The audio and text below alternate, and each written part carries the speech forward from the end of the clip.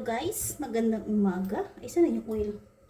Yan, magluluto muna tayo ng ating paboritong kalabasa na may kasamang dry prawn, garlic at saka yung oil. Ayan, simple lang yan guys pagluluto. Paborito ko. Ayan. Paborito ko lang. Yun. O, diba? Yun. Dahil mainit na yung ating kawali at tayo mag-umpisa na. Yan, dito na tayo mag-umpisa guys. So, maglalagay na tayo ng ating oil. Katangkaman lang. Mainit na yan. Tapos, isasali na natin yung ating dry prawn.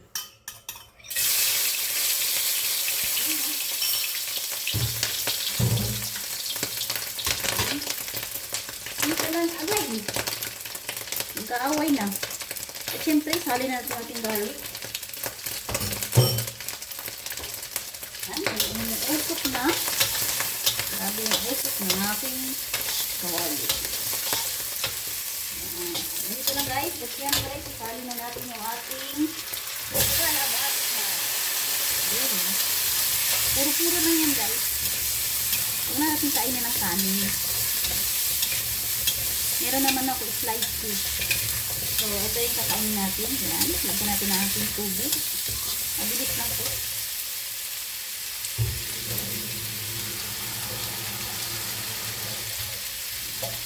Palambutin na natin yung ating kalabasa.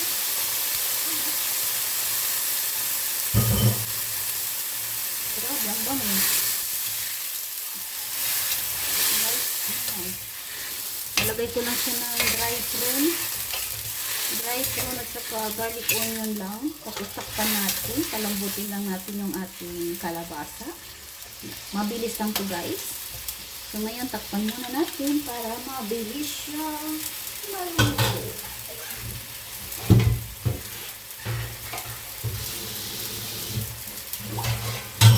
Yan. O, diba? Ganun yun. I-ready na natin yung ating plato. Yan, maraming salamat pala guys sa mga walang sawang nagsusuporta sa akin dito sa YouTube.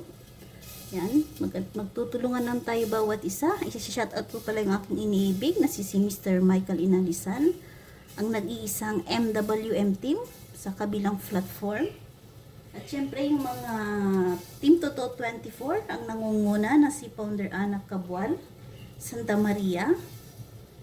Ang pangalawa naman, si Guillermo Ortiz, si Angie Cabwal, at syempre yung mga co-founder, admin, member, mega love shout out. At yung mga team totoo, yung mga team 7 blessing naman, ang inyong founder naman na si Sir Enz Bernardo, mega love shout out. Yan din si Sir Enz guys na nagbibigay ng always pa-blessing sa aking broadcast. Gagaya ng mga tala, malaking tulong na din yan. Pagdating sa ating mga earnings, ang nangunguna din yan guys. At syempre yung mga admin, members, mega love shout out. Ang mga pillar of hope naman din guys, mega love shout out sa founder ninyo guys na si Ma'am Yerly Bailin.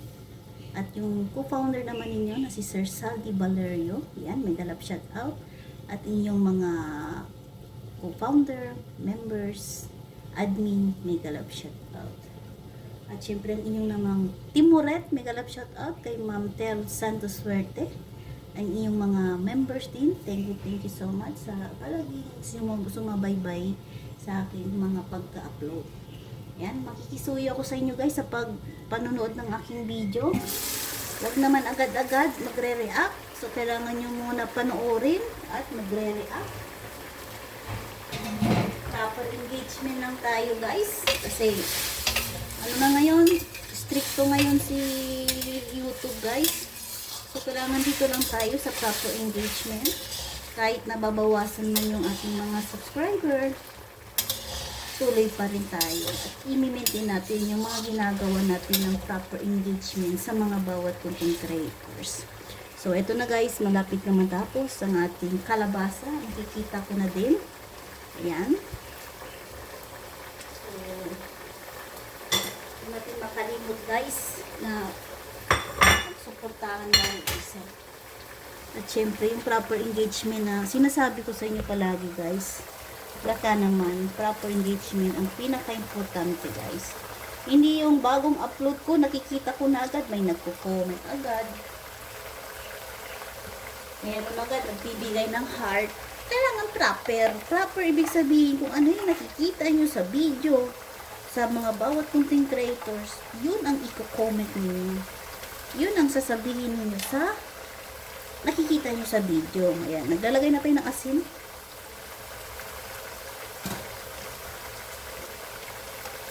Ayan natin konting asukal para manamis-namis siya. Yun, konti lang yun. At takpan natin ulit. Yan, kita nyo guys, takpan natin ulit.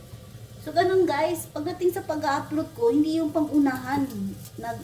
Ano kayo, ang tawag doon, nag-uunahan kayo magko-comment. Kailangan, isang upload pa lang, panoorin nyo muna. Kasi lahat mga nagko-comment ninyo, nagno-notify sa akin dito na pinanood mo niya. Marami na nga nagko-comment, pero tatlo lang nagno-notify sa akin. Ibig sabihin yung nag-notify sa akin, ano doon, yun lang yung mga nag-proper engagement sa akin. Ganun. Baka naman, nagbabaka lang ako sa inyo. Baka naman. Ito lang kayo sa ano guys. Diba? So, kailangan natin buksan para tingnan natin kung may tubig pa ba. Ubusin ko lang guys.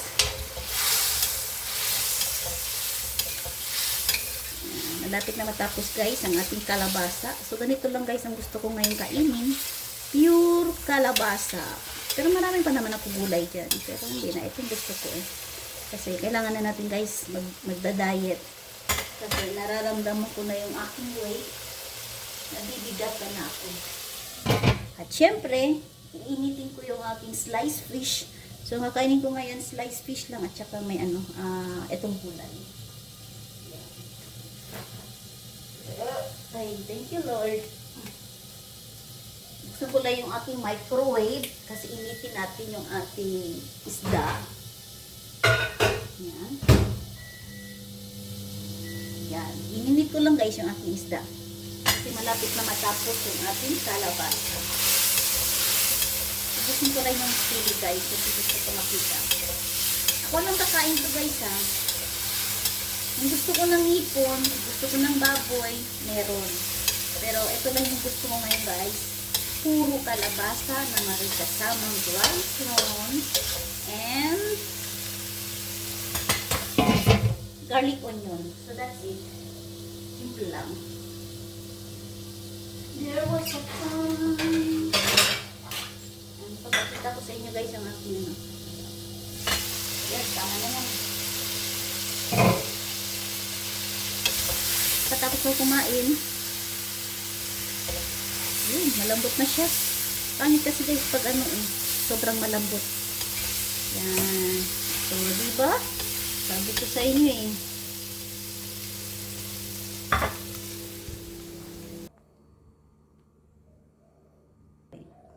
Yan na guys. Luto na pala yung ating kalabasa. Ayan, kita nyo naman. Yan, niluto ko guys. Ginisa ko lang yan guys sa garlic onion. At may kasamang dry prawn. At syempre yung ating sliced fish. Pinainit ko na lang sa microwave. Yan. Ininit ko yan guys. Yung leftover yan guys. Kahapon. Yan, nakita nyo guys. Sliced fish na may kasamang oyster sauce and wine. So, without rice muna tayo, guys. Yan. O, diba? Maraming salamat sa pagsama. Yan, kain na tayo, guys. Thanks for watching. Bye-bye.